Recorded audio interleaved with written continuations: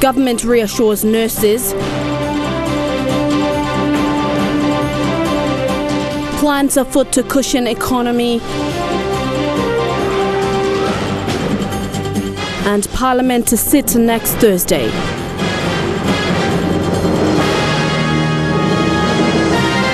This is the National EMTV News with Helen Sayer. Good evening and thanks for joining us for Friday's news. Nurses in the country have been assured by Health Minister Jelta Wong that some of their issues will be addressed by the department. This comes after a sit-in protest staged by PNG Nurses Association questioning government's plans to protect the nurses in this time of national emergency. The Health Minister said the Health Department is committed to ensure the welfare of all nurses are well taken care of. Stories that nurses in Leia are going through the same process. The minister's response comes after PNG Nurses Association threatened to go on strike if the nurses' welfare are not well taken care of. The nurses say in this time of national emergency, their health is vital and their welfare must be protected. Till and when it comes to Port Moresby General Hospital, nurses who are on duty, especially at A&E or at pediatric outpatient, they are the ones to determine whether that patient is suffering from COVID or not. But at this moment, they are not protected. They are 100% not protected. According to the nurses, there is no personal protection equipment provided for them at Port Moresby General Hospital. There are no face masks, gloves and boots, and their lives are at risk. And nurses from all provincial hospitals and clinics are also planning to stage a sit-in protest. Today, Health Minister Jelta Wong visited the nurses and assured them that their issues will be addressed. He said the Health Department will ensure their welfare is taken care of in this time of national emergency. It's just that the COVID-19, we really want to contain it, and that's why the SOE is in place, and the Marcus Stephen government was to segregate people. PNG Nurses Association General Secretary Gibson Siuni expressed satisfaction on the minister's response, saying the nurses will continue to deliver services. I think the response has come down well. He has ensured the nurses that PPE will be provided. Secondly, he has informed the nurses that isolation unit will not be in Port Moresby. It will be moved out of Port Moresby, which is also going down well. The General Secretary further highlighted the need for more training for all nurses. He said the nurses must be well informed about the pandemic to enable them to do more awareness in communities. It is the Department of Health, Public Health Division has to be responsible for to ensure adequate knowledge and skills are being provided on coronavirus cases to our nurses. If the nurses can receive adequate training, then the nurses can then roll it out to the communities. Rayon Lakingu, National EMTV News. Meanwhile, healthcare workers around the world are paying a heavy price caring for people infected with coronavirus, but their sacrifices have not gone unnoticed. They are being recognized. Here are some of what those heroes on the front line have to say. In lockdown, isolation or in quarantine, the world is uniting, briefly opening their windows and doors and honouring their healthcare heroes. The hundreds and thousands of men and women around the world putting their health and their lives on the line for all of us. They do it out of duty or calling or passion, but still the world applauds. The tributes have been global, from Spain, where the medical staff came out to welcome the recognition, to Italy, France, the United States, and right around the world. These are some of the faces of our healthcare heroes, the soldiers on the front lines. And they have the physical and emotional scars to show for it. Their faces, exhausted and bruised from wearing tight protective masks for hours on end. But the scars of war go deeper. Ruben Herrera is an emergency room nurse from Spain and tells me he hasn't seen anything like this in his 14 years on the job. La sensación ahora mismo es que me va a estallar el pecho de no llegar. He estado toda la tarde pinchando en sillas de ruedas a los pacientes porque no hay camas disponibles ni siquiera para poner en los propios pasillos. Across Italy, medical staff say conditions remain dire. Lavoriamo tutti stressatissimi con una tensione altissima, la tensione psicologica è alle stelle e la situazione purtroppo non si riesce a contenere in tutta la regione Lombardia perché i contagi sono tantissimi, i morti non si contano neanche più. Tutti i medici e gli infermieri arruolabili sono stati selezionati per andare a dare una mano in una situazione che è quella di un film, quindi se non la si vedesse non ci si crederebbe. È pesante soprattutto vedere le persone che stanno male, non hanno i propri cari vicino a loro in questo momento. And here in the UK, experts say the peak could still be weeks away. I'm on a rest day before nights. We're still going, it's scary, but we're still showing up for work. So to slow down the virus, they're calling on all of us to do more than just clap. Mi chiamo Francesco e volevo dire questo: mi fanno gli applausi quando mi vedono per strada perché sanno che sono infermiere di terapia intensiva. Non ha senso, è una fesseria questo. Il miglior modo per ringraziare noi infermieri, noi sanitari, è rimanere a casa. Grazie. And back home, the Morbid Provincial Health Authority has just ended an awareness meeting with members of the police and municipal workers who will be expected to continue working during the lockdown period and beyond. Awareness materials are being distributed as widely as possible. And as part of the information campaign, shops have been told not to increase food prices, and police have been on the streets dispersing crowds of more than 20 people. A small part of the awareness, but one that is very important for the Morbi province. COVID-19 information sessions for workers on the front line. Doctors and nurses from the Morbi Provincial Health Authority led the awareness.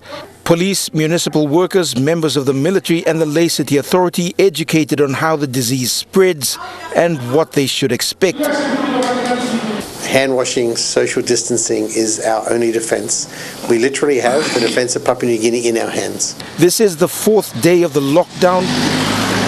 People in Ley City are being encouraged to stay at home as much as possible, despite the test results of 15 mine workers in Morobe coming back negative. All something as a supermarket op, you buy legally rice na go straight laos. You know go sina number lo public place na only man na stuff. Yesterday, more funding came from the Siasi district for awareness and to assist the Morobe Provincial Health Authority with work it is already doing. This is on the back of a 2.5 million kina funding commitment from the Ley district and the provincial government. On a national scale, the impact on businesses could be severe if this continues for the next 12 months. And already large companies have laid off hundreds of workers and others are preparing for a very uncertain future. The challenge for authorities right now is to manage a delicate situation and the possibility of social unrest. Scott Whitey, National EMTV News, Ley. The government is also in discussion with major players in the economic sector to take stock of the economic downfall and discuss ways to improve how business can be better coordinated during this coronavirus crisis. As the ripple effect creeps into the PNG economy, Prime Minister James Marape announced measures for the coming months to cushion the country's financial position. The economic interventions in terms of fiscal management include a review of the 2020 national budget, a review of all text and non-text revenue projections, the deferral of certain government projects like the 2020 national census, and the rescheduling of loan payments, including the conversion of government treasury bills to inscribed bonds. I'm also pleased to announce that there will be specific economic intervention programs that we will be doing in terms of the downtime our country will be facing as we go through this period of coronavirus-induced slowdown. Our economy is not only isolated, we are interlinked to other bilaterals and regional economies that we interface with and we trade with, mostly China, Australia, Japan. And these economies have slowed down, and we will also stand to feel the effect of slowdown in global economy. And our treasury team is taking stock of the exact effect of the slowdown. But as responsible government in the times that we are living in, we are putting in place some fiscal measures, as well as putting in place some looking and working in partnership with central bank on some key monetary policies. That's in our view, as we make those interventions, will lighten the burden on ordinary Papua New Guineans, on Papua New Guineans who run SMEs and companies, on our major companies that also operate in our economy, including our state-owned enterprises, as well as the general economic health of our country as we manage through these down times. Prime Minister James Marape says the government is acutely aware of the global economic impact of the current crisis, and with the closure of our borders, local economic activities has slowed. A number of companies in the country operating in the tourism sector have laid off their staff and cut back on operations as a direct effect of the suspension of flights in and within PNG. Yesterday, Police Minister Brian Kramer made known that the government has commenced discussions with companies in the mining and resource sector and other essential businesses on their business continuation plan. Reviewing the cash reserve requirements to ensure that we have good liquidity in our banks and in our economy. We're also looking at reviewing the Kenya facility rate to ensure that we cushion upward pressure on the interest rates. We're looking at trying to review our foreign exchange regulations to ensure that we, for instance, those who produce exports from our economy, we're giving them a window period in which all of their produces we can bring revenues or the export earnings into our country. There were also meetings with commercial banks who have indicated a 3-month stop on loans and super funds to assist people who were laid off work. Seklagunga, National MTV News. Governor-General Grand Chief Sir Bob Dadai has confirmed an urgent recall of Parliament on Thursday, 2nd April at 2 p.m. Parliament Speaker Job Pomat made this announcement through a public notice released this afternoon. This urgent meeting of Parliament is to consider the emergency laws in relation to the existence of the national emergency in the country. Speaker of Parliament Job Pomat made this announcement through a statement released this afternoon. In the statement, the Speaker said the Governor-General has fixed 2 o'clock in the afternoon on Thursday, 2nd of April, for an urgent recalling of meeting of the Parliament. This decision was made by Governor-General Sir Bob Dadai by virtue of powers under Section 1 to 4 of the Constitution and the Organic Law on the calling of meetings of Parliament, acting in accordance with advice from the National Executive Council. This urgent sitting is for members of Parliament to debate on the emergency laws in relation to the COVID-19 pandemic in the country. Speaking to the media yesterday, Prime Minister James Marape also announced the bills that will be discussed in this special session of Parliament next Thursday. He said the bills, when enacted, will give legal effect to the state of emergency regulations. Parliament will be recalled on the 2nd of April for us to basically give effect to the meaning of state of emergency as approved under Section 238 of our Constitution. So Parliament will basically be recalled, and 2 proposed bills that will be brought before Parliament will be a proposed emergency general provisions bill, as well as a proposed emergency defense bill that in that Parliament we will basically pass to ensure we've secured our country from the necessary legal instruments. The Speaker further requested all members of Parliament to attend this meeting. Rayon Lakingu, National MTV News. You're watching National MTV News. After the break, more updates on the coronavirus pandemic, our border security, and how the virus is affecting the global community. Details after the break.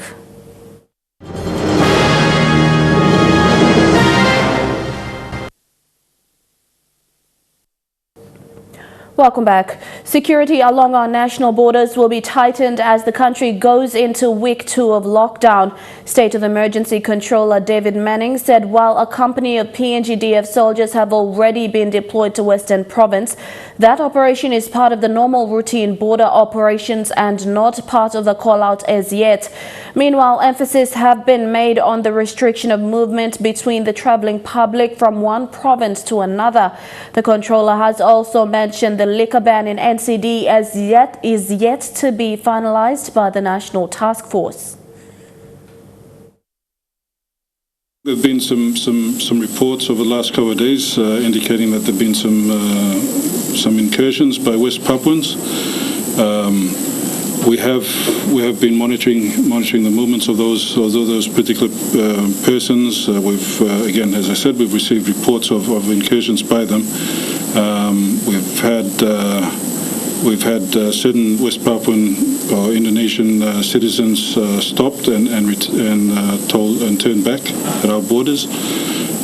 But in as far as better securing our borders, as I speak, we've deployed both military personnel to both our north and south land borders, so up to Vanimo, which will commence tomorrow. But as of yesterday and today, there have been some military personnel that have been deployed to Kiunga. On a normal military deployment rotation, we hope in the next couple of days to complement that with police personnel. But yes, we're constantly being fed information back by our customs and our other security partners that they're reporting back on the issues that are currently being faced at the borders. This also goes the same with our border with the autonomous region. Mr. Tokoro, the chief of Bougainville Police, there has been appointed by the ABG as the controller of the state of emergency in the autonomous region, and he has put in place and issued emergency orders consistent with what we're doing. The Acting Health Secretary Dr. Paisen Dakulala says there are 20,000 personnel protective equipment at Port Moresby General Hospital for frontline workers such as doctors and nurses. Dr. Dakulala's statement comes after doctors and nurses threatened to walk off the job as they had not received training or confirmation that PPE were in country and available if an outbreak occurred. Acting Secretary also announcing 200,000 kina will be given to provinces to assist in preparations for COVID-19. The PPE requirements have been one that we have as a work in progress. So Port Moresby General Hospital's PPE requirements are there, 20,000 PPEs. That's what we know. We had discussion with the CEO of the hospital, and so he clarified and confirmed that there is those there that are in readiness. So as we step up, especially in the isolation setting behind the palliative care ward of the Port Moresby General Hospital, as the requirements are stepped up, then the PPE and all requirements will also be stepped up as well. As you heard from our Prime Minister, the need for us to ensure that PPE is provided for all our frontline health workers, and so that task is an ongoing thing we're working on to ensure that all our key settings at the frontline settings in our country are equipped with the PPE. And so that task is something that will happen over the weekend, and so we will then effect that. Now, our money and budget has been, the process has been effected. And so as the management of the National Department of Health, we made it that 200,000 kina will be provided for every province so that it can help in their response. In New Zealand, messages aren't getting across to everyone. 2 students in a college in Auckland have been ignoring the lockdown. The school already has 16 cases of COVID-19 and experts warned this is the way an outbreak can continue to rage out of control. Schools out at Marist College but it seems some of its students are too. We just got a few contacts from concerned parents that they knew some of the teenagers were meeting up or getting in touch or heading out with their family to do the grocery shopping. The Auckland school has one of the biggest outbreaks of COVID-19, with 16 confirmed cases, including the school's principal. All students are considered close contacts and should be staying home. We didn't wish the virus on anybody or ourselves. We're all doing our best to stop the spread. And there's a direct warning from the Prime Minister for those students flouting the rules. They are putting the health of all New Zealanders at risk, and it must stop. I need everyone to take this seriously, not least those who actually have cases already within their community. I think young people just need to think who they're doing this for. They're mainly doing it to protect their parents and their grandparents. Full lockdowns have proven to be effective overseas. In China, ground zero, the outbreak picked up pace in February. Officials started locking down the worst affected areas, a move experts say resulted in infections plateauing over the last month. Italy's nationwide lockdown appears to be just starting to pay off. Cases are rising, but at the lowest day-on-day pace since the outbreak began. But Australia's seen a big spike in cases, and Scott Morrison's hesitant to commit to a full shutdown. Well, be careful what you wish for on something like that. Be very careful, because that will need to be sustained for a very long time. While our cases are expected to rise for at least another 10 days, it's hoped they'll flatten off from there. We've updated our modelling regularly, the most recent one to take into account the decision to move to Alert Level 4 and that wider self-isolation. And what that does, of course, is defer out quite a long way the growth and any peak there might be. The message from officials: everyone must follow the rules or face longer under lockdown. Italy's rate of new infections has slowed for a fourth consecutive day, and that's welcome news as the country has the highest death toll from COVID-19, with more than 8,200 people killed so far. A strict lockdown remains in place, with fines and prison terms for anyone who breaks the rules. Eyes in the sky to keep Italians off the streets. The police now using every method they can to stop the flow of people and the virus. With fines stepped up and more police checks, they're toughening the clampdown to flatten the curve. And this is why the urgent need to help hospitals. This one in Rome now opening a new wing for coronavirus patients and already under pressure. The Italian health system in the north is at a very critical point. In Rome, we've been able to learn from what they've experienced. For my part, I need to show all the courage I can, because we have to fight with all our strength. More than 2 weeks into the lockdown that has emptied these streets and closed virtually everything, there are some signs that the measures are beginning to work. The latest daily figures show a slight fall in the number of deaths, and for the fourth day in a row, a slower increase in the total number of people currently infected. This drained country is desperate to reach a turning point. Behind the figures are the hundreds of lives stolen every day, and with them a dignified farewell. With funerals banned, the priest says a quick blessing. A small group of relatives allowed to be there. Getting through them all is like a conveyor belt of eulogies. Being unable to be there at the last goodbye to a loved one adds another layer of pain to the suffering, he says. And for the crematoria that cannot cope, the army has been brought in to take coffins away. It's that word again they're more used to: war. Man versus virus, and the latter is still winning. First world countries are struggling to battle the coronavirus, but things are worse in Syria, where years of war have left so many people homeless and desperate. Many refugees who fled the country, they do not have soap or running water, basic essential items to fight anything like this outbreak. How do you explain to a population that has lived through bombs and airstrikes, that has been forced to flee multiple times, and seen children die of the cold, that now there is another potential killer, an invisible enemy, and that their best line of defense is self-isolation or social distancing and hand washing?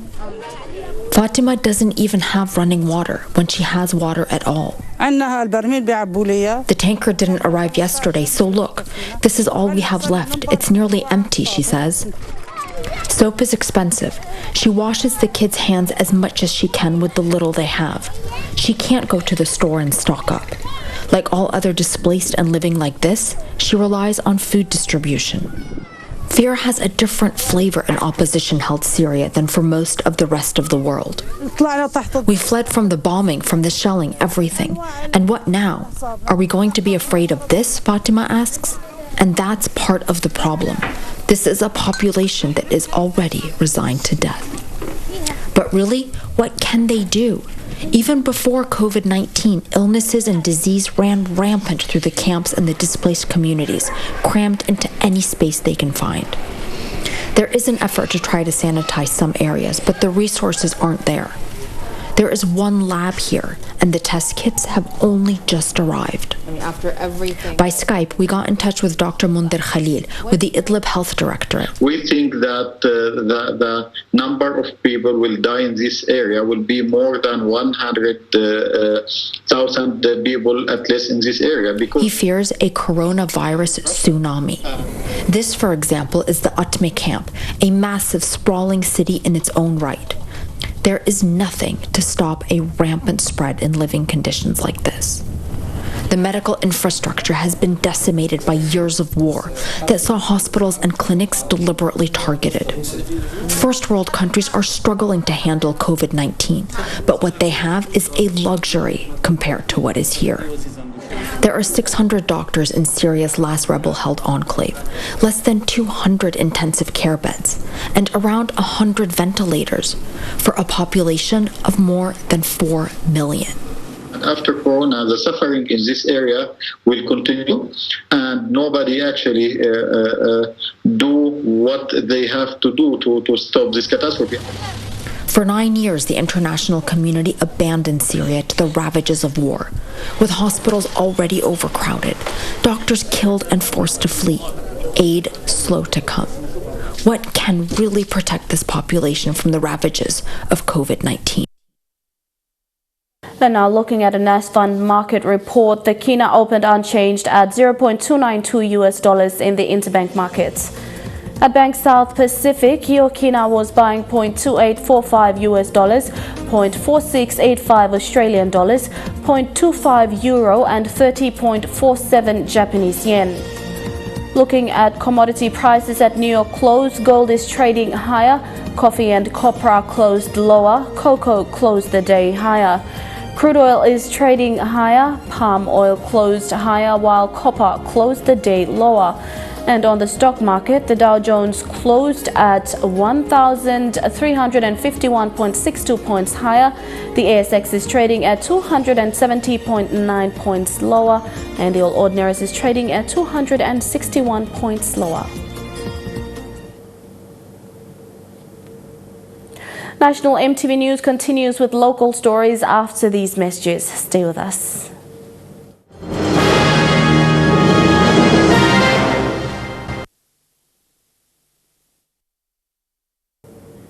Welcome back to the news.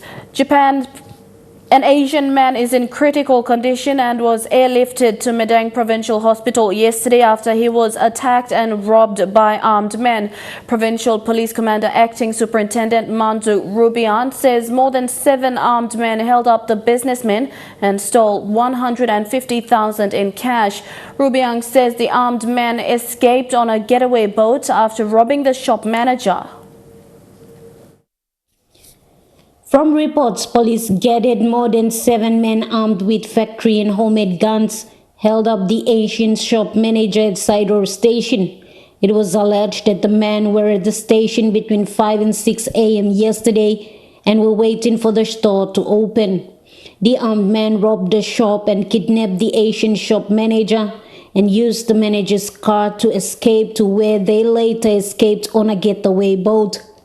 It was reported that Medang police were informed by one of the loan officers at Sidor Station. He reported that he had exchanged gunfire with the robbers. The loan officer was outnumbered and had to call for backup. Lay's Mobile Squad 13 and 2 local police officers based at the Ramon Nickel Basamuk refinery plant site were alerted to assist the loan officer at Sidor. The officers rescued the Asian shop manager and took him to Basamuk, where he received medical treatment before being airlifted to Medeng Hospital. Meanwhile, another group of Mobile Squad 13 members pursued the criminals to the border of Morobe and returned. Mathaluis National EMTV News, Medeng. Prime Minister James Marape is pleased with the Supreme Court ruling on the application filed by opposition leader Beldan Nama seeking court's interpretation of Marape's appointment as Prime Minister. In a 20-page ruling handed down this afternoon, the court outlined the 4 grounds on which the application was filed based on and ruled that the application was dismissed. This is Prime Minister Marape's response to the court's decision. But most of you would have heard the Supreme Court rejected the opposition leader's reference on my election as Prime Minister of our country. I've been Prime Minister since 30th of May last year, and I'm still Prime Minister today. And in the middle of this crisis,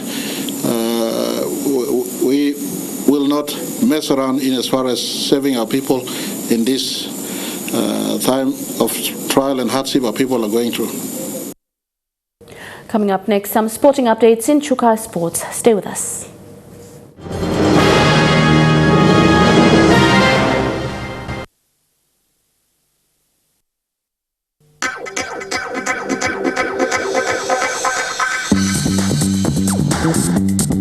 Chukai Sports.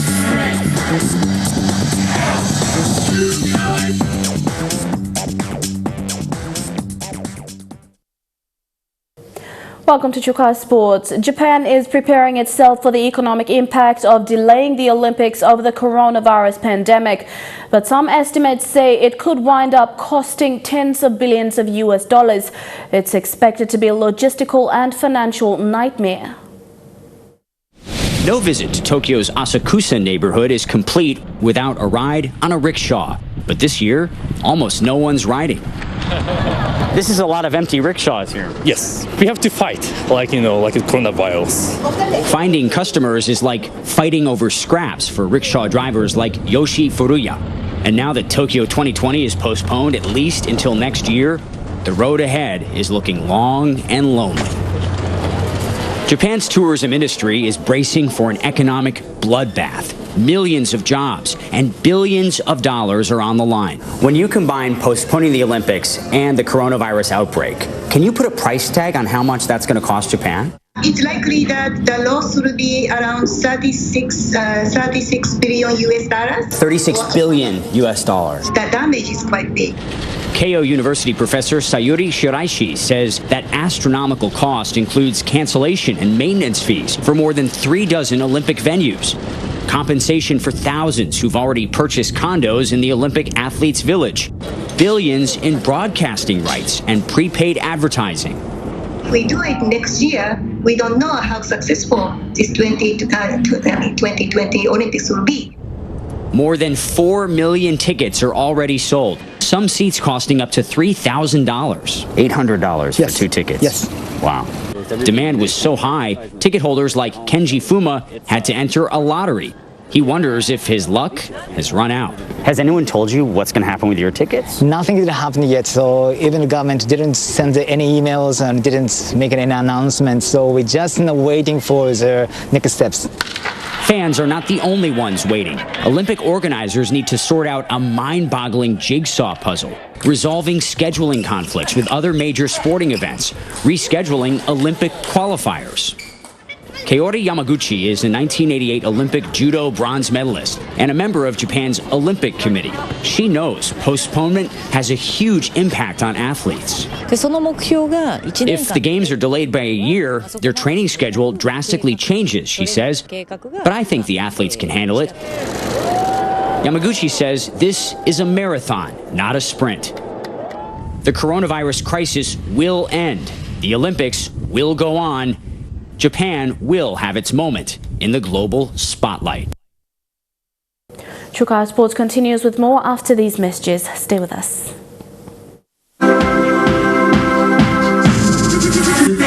Trukai Sports. Welcome back to Trukai Sports. To rugby, NRL players face the prospect of losing more than 3/4 of their salary. It is fast becoming the NRL's biggest crisis.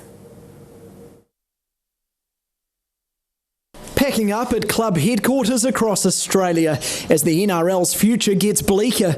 Players facing monster pay cuts of 87% during COVID-19 lockdown. A respected voice urging them to make the sacrifice for the good of the game. The players only need to look a little to their left and see that entire football department staffs have been stood down without pay. And that's the thing that I've struggled to reconcile. I don't see any other industry in the midst of this crisis where one employee group is so overtly prioritised like our players have. Rabbitohs boss Shane Richardson, one of those out, resigning to ease the pain for Souths. Cost of me in football is probably the largest cost outside of the coach. But the reality is, though, in these times, we need to cut the cloth to suit the suit. And I'm part of the cloth. Former player turned broadcaster Ben Ikin calling for a radical rethink, moving to a differential funding model where weaker clubs and those in more competitive markets see a bigger share of the income. Can you guys get through with less? Because these guys over here need more, and that's a really altruistic mindset that needs to be embraced. I fear if we don't get there quickly, that we will see clubs die. While immortal Andrew Johns believes the demise of some teams could actually benefit the competition. This, when we come back, is only the gap is going to go bigger and bigger and bigger. The stronger will get stronger and the weak will get weaker. I've been saying for a while that I think the best number is 12 teams for the competition. Maybe this forces the hand. The best case scenario is the season starting in 3 months, carrying the weight of the competition as the door threatens to shut around the rugby league fraternity. New Zealand's rugby board members have been in crisis talks today as the impact of COVID-19 continues to wreak financial havoc on Super Rugby League. They say they're staring down the barrel of losses totalling around $10 million and are seeking assistance from the national body. Sources say they are also looking for expanded commercial rights, this ahead of the looming licence renewal deadline in August. So it's really important that we resolve that as soon as we can. And we're spending a lot of time and energy on it, probably more so now than we were before. Our hope would be we could get something resolved by August, and that would enable us to go into 2021 with real confidence as well. Mansbridge says he can't speak for all the clubs, but One News understands all 5 club chairmen emailed NZR last night seeking support and improved commercial rights. And that ends Trukai Sports. The weather details coming up next. Trukai Sports.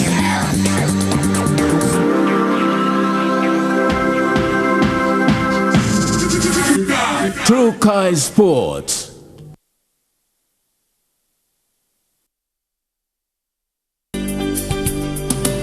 This weather update is proudly brought to you by Money Plus. With you always.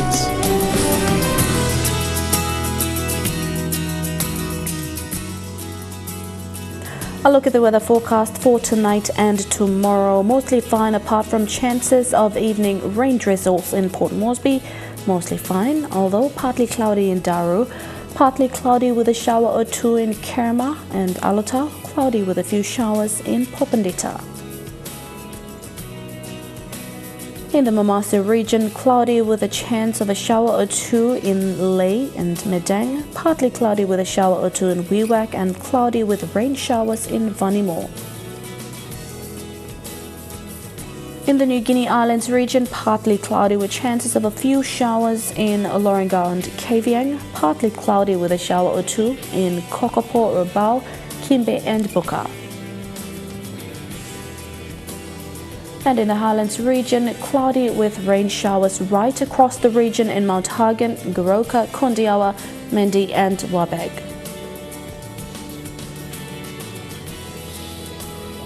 Forecast for small crafts for the next 24 hours. Waters of southern PNG Indonesian border to Daru, to Yule Island, to Hood Point and Aroma Coast, seas of 1 to 2 meters. Waters of Samari Island and eastern and western Milne Bay Island, seas of 1 to 1.5 meters. waters of East Cape to Cape Vogel to Finschhafen, with waters of Finschhafen through Vitiaz and Dampier Straits, to Siasi Islands to Long Island, with waters of Long Island to Medang to Bogia, to Wewak, to Aitape to northern PNG Indonesian border, including waters of Manus and its western group of islands, and with waters of East New Britain, New Ireland and Bougainville, with waters of West New Britain seas of 0.5 to 1.3 meters.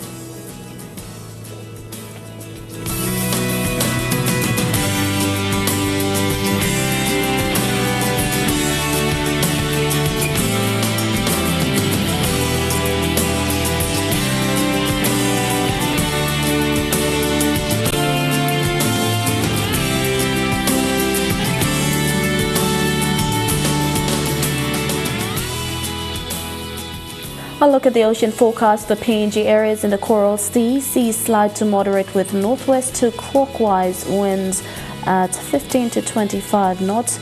In the Solomon Sea, seas slide with southwest to southeast winds at 10 to 15 knots. In the Bismarck Sea, seas slide with northwesterly winds at 5 to 15 knots. And in the Pacific Ocean, seas slide with south to southeasterly winds at 10 to 15 knots.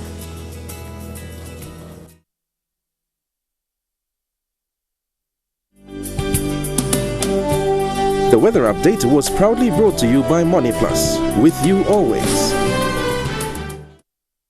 And that's been National EMTV News for this Friday. Follow us on EMTV Online for the government's response to the coronavirus live from Marauta House tomorrow. Until then, from the entire EMTV News team here and right around the country, pleasant viewing, take care and good night.